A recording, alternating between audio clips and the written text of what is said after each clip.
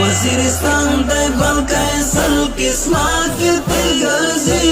وړي دې در پسې ګرځي چار ګوشه کوي ګرځي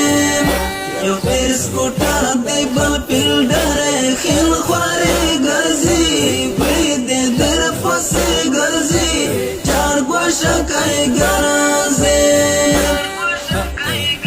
جانانا ډېر احتیاط پوچار دی وړي دې در پسې ګرځي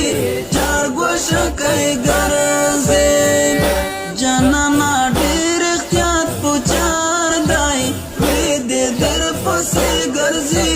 چار ګوشه کوي ګرځي